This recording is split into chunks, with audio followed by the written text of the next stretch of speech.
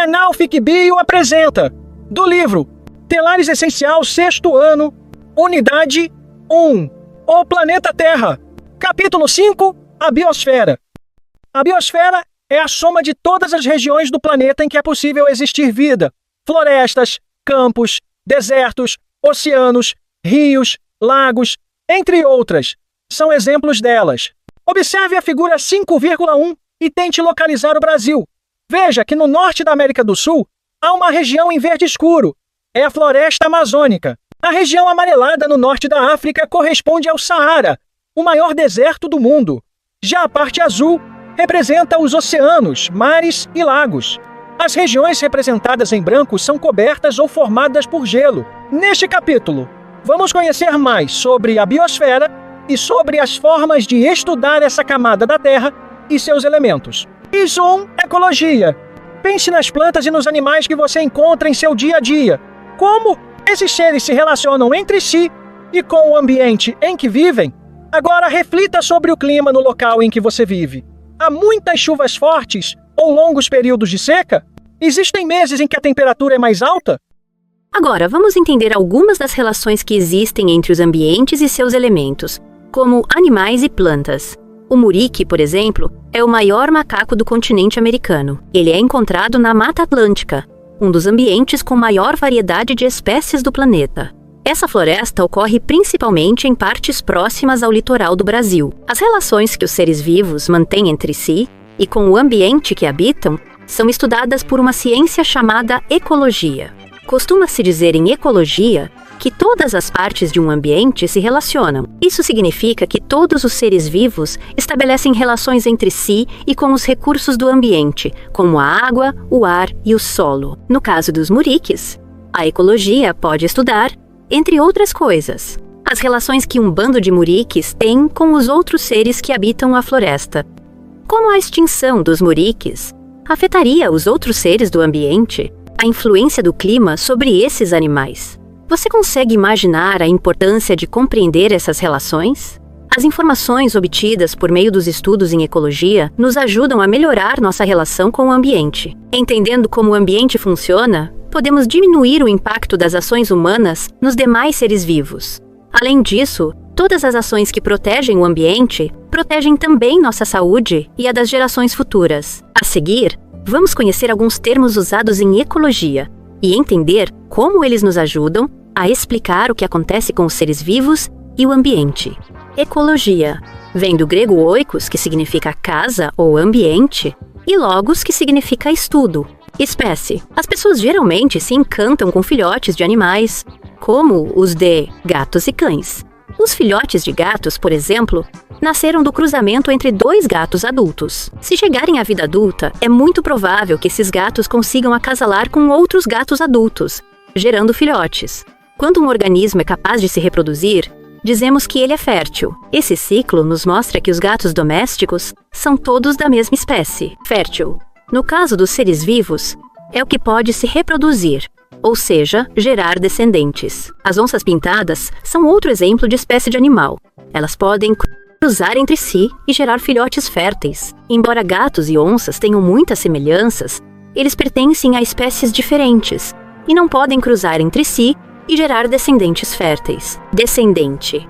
O indivíduo gerado após a reprodução. Podemos dizer então, de maneira geral, que uma espécie é o conjunto de indivíduos que, na natureza, são capazes de cruzar entre si e gerar descendentes férteis. A onça pintada é conhecida por diferentes nomes, dependendo da região do Brasil, entre eles a canguçu, canguçu, jaguarapinima, jaguareté, jaguareté e jaguaruçu. Em outros países da América do Sul, a onça pintada é conhecida como jaguar. Com tantos nomes, como cientistas que estudam esse animal podem se comunicar tendo a certeza de que estão se referindo a uma mesma espécie, para possibilitar a comunicação e facilitar o estudo dos organismos, cada espécie recebe um nome científico, que é composto de 2 palavras em latim, ou latinizadas, isto é, dá-se um formato em latim a uma palavra que não é latina. Reveja a legenda da figura 5,5. 5,5 onça pintada.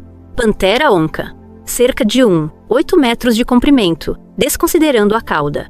Com filhote. em Cáceres, Mato Grosso, 2017. O nome científico deve ser escrito sempre em itálico. Quando não for possível a escrita em itálico, as palavras devem ser sublinhadas. A primeira palavra que se refere ao gênero é escrita sempre com a letra inicial maiúscula.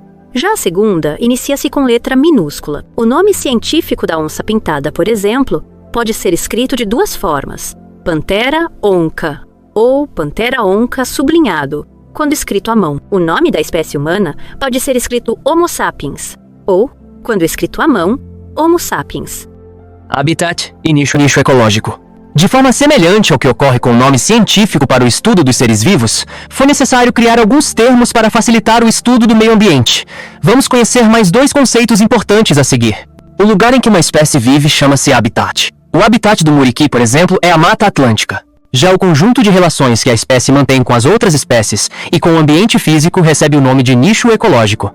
Para conhecer o nicho ecológico de uma espécie, precisamos conhecer seu habitat e seus hábitos, como do que ela se alimenta, onde e em que hora do dia obtém esse alimento, onde se reproduz e se abriga ou como se defende. O nicho é, de modo simplificado, o modo de vida de uma espécie na natureza.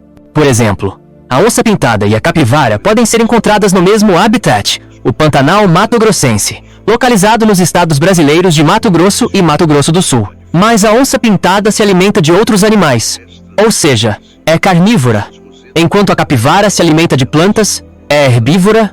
Esses diferentes modos de vida fazem com que essas duas espécies, embora vivam no mesmo habitat, tenham nichos ecológicos diferentes.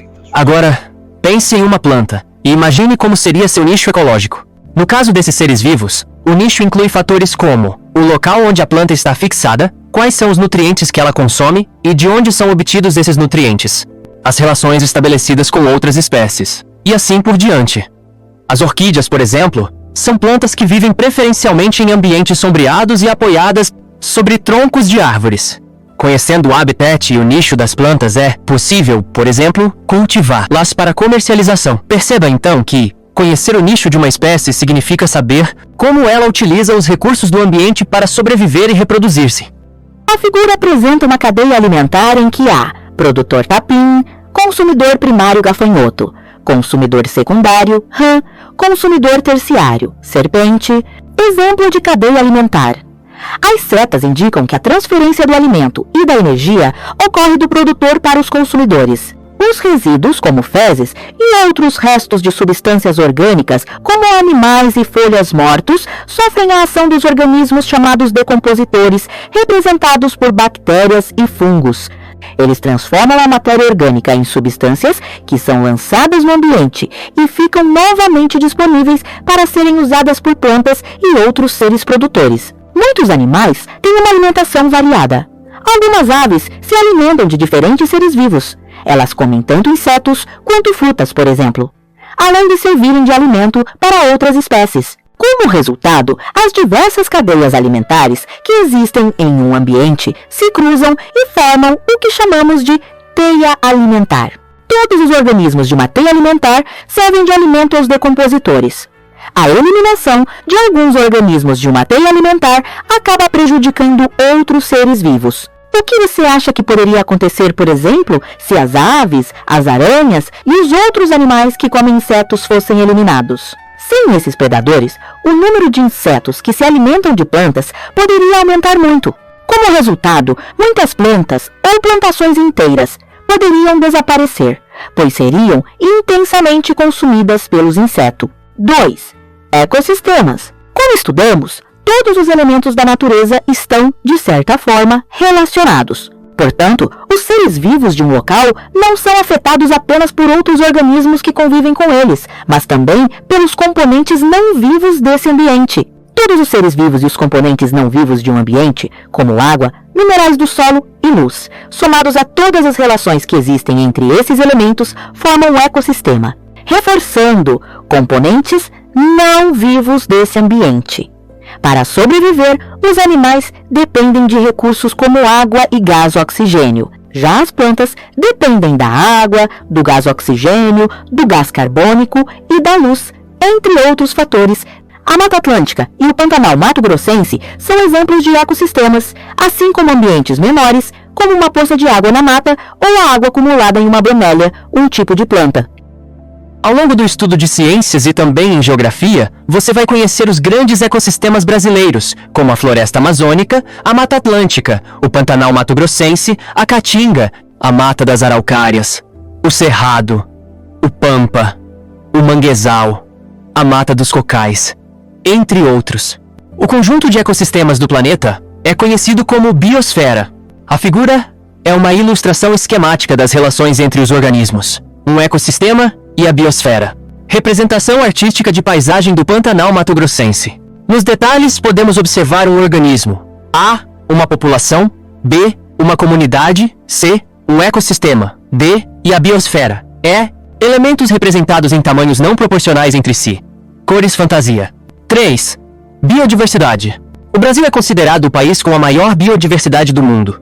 São mais de 116 espécies de animais e mais de 46 espécies de plantas conhecidas. Estima-se que isso represente mais de 20% do total de espécies do planeta. Como você explicaria, então, o conceito de biodiversidade?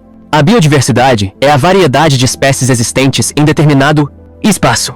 Atualmente, milhares de espécies correm o risco de desaparecer, principalmente devido à ação do ser humano. A destruição dos ambientes, a poluição, a caça e a pesca sem controle são algumas dessas ações. Como você estudou, as espécies fazem parte de teias alimentares, e a extinção de uma ou mais espécies provoca desequilíbrios ecológicos sérios, afetando vários organismos, inclusive os seres humanos. Além disso, boa parte dos medicamentos e de vários outros produtos utilizados pelo ser humano é produzida a partir de seres vivos. Assim, com o desaparecimento de algumas espécies, perdemos também possíveis produtos que nos seriam úteis. A produção de muitos medicamentos e outros compostos se dá a partir de pesquisas científicas e da colaboração de povos indígenas e outras comunidades tradicionais que, por conhecerem muito bem a biodiversidade dos locais em que residem, indicam quais plantas devem ser usadas para determinados propósitos. A destruição dos ecossistemas coloca em risco também a sobrevivência dos povos que vivem nessas regiões, como é o caso das comunidades tradicionais. Essas comunidades usam territórios e recursos naturais para manter suas tradições. Quilombolas, seringueiros e castanheiros são alguns exemplos de comunidades tradicionais. Ameaçados, esses grupos enfrentam dificuldades para se manter e preservar sua cultura e o conhecimento que possuem sobre o ambiente.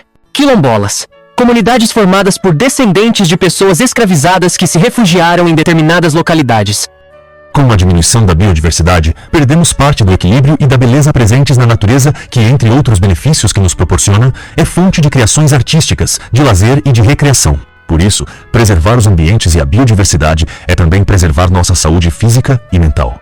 Para proteger a biodiversidade, é preciso preservar o habitat das espécies. Por isso, é fundamental criar e manter unidades de conservação, como parques nacionais e reservas biológicas. Combater o desmatamento ilegal e garantir o cumprimento da legislação ambiental. O canal Fique Bio agradece. Deixe seu gostei e obrigado por compartilhar e fazer a inscrição. Sua participação é muito importante. Nosso maior desejo é poder ajudar. Educação para todos.